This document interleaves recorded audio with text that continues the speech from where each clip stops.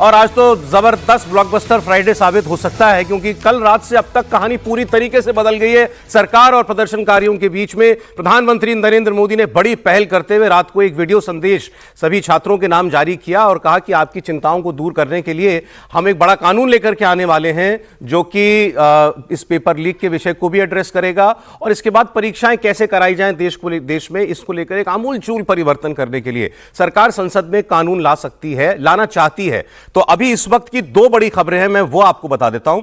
थोड़ी देर में सरकार और सीजेपी के बीच बातचीत कॉन्स्टिट्यूशनल क्लब में शुरू होने वाली है। यह भी बहुत बड़ी डेवलपमेंट है। यह भी देर रात ही खबर आई थी। सरकार की तरफ से जेपी नड्डा और जितेंद्र सिंह रहेंगे। प्रदर्शनकारियों की सारी मांगों पर खुलकर सरकार बात करने के लिए तैयार है, जैसा कल सरकार ने बयान जारी करके कहा भी था।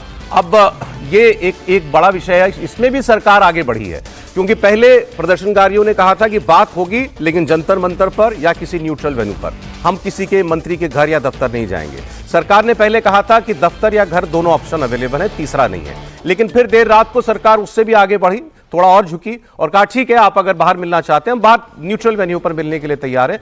इसीलिए ये कॉन्स्टिट्यूशनल क्लब का वेन्यू चुना गया है। 1 बजे का वक्त था, थोड़ी देर में वो बातचीत वहां पर शुरू हो जाएगी। वहां क्या हो रहा है वो मैं आपको लाइव अपडेट दूंगा।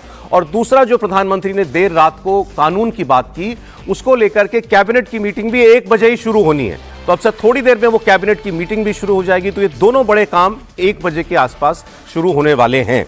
और इस सब के बीच सोनम वांगचुक ने अपना अनशन तोड़ दिया और वहां भी जेपी नड्डा मौजूद रहे, जो अभी बातचीत करेंगे। और सोनम वांगचुक ने अपना अनशन तोड़ते हुए कहा कि मुझे सरकार के आश्वासन पर भरोसा हो गया है, तभी मैं अपना अनशन तोड़ रहा हूं। इस पर सरकार पार्लियामेंट में चर्चा कराएगी। सरकार पार्लियामेंट में चर्चा कराना चाह भी रही है, वो अपडेट भी अभी आपको हम देंगे। और दूसरा, सोनम वांगचुक ने बहुत महत्वपूर्ण बात कही अपने वीडियो संदेश में भी और एक्स पर जो उन्होंने पोस्ट किया।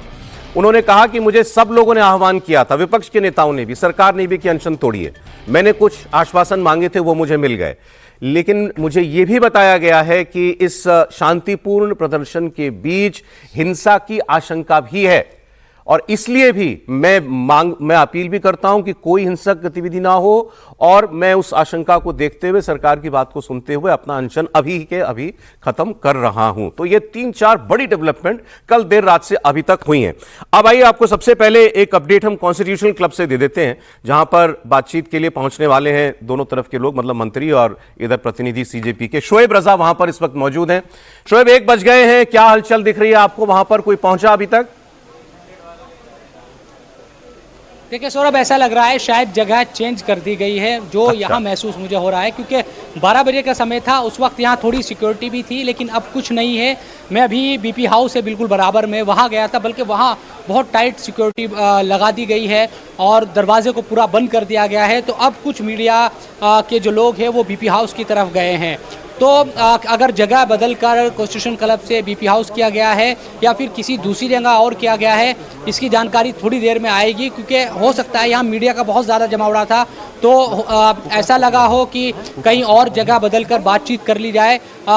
मीडिया से बचाते ही सही, बाद में जानकारी मीडिया को दी जाए, क्योंकि यहाँ मीडिया बहुत बड़ी तादाद में पहुँचा हुआ है। इस बातचीत पर वो निगाह रखे हुए हैं, लेकिन अभी यहाँ कुछ ऐसा मुझे नज़र नहीं आ रहा है। कुछ मीडिया तो अभी भी यहाँ पर हैं, हम हैं, और बीपी हाउस में भी बहुत सारे लोग चले गए हैं, लेकिन जगह चूंकि 1 बज गया है, अब तक यहाँ कोई इस तरह की सुगबुगाहट नजर नहीं आ रही। ये कंफर्मेशन तो है ना दोनों तरफ से कि बातचीत होगी आज? बिल्कुल, ये तो 11 बजे जो प्रेस कॉन्फ्रेंस की गई है उसमें भी इस बात की जानकारी दी गई है सीजेपी की तरफ से कि सरकार से जो बातचीत है वो होगी, और बातचीत का जो पहलू है सबसे बड़ा वो इसी को लेकर होगा। सबसे बड़ा मुद्दा यही है कि धर्मेंद्र प्रधान पहले इस्तीफा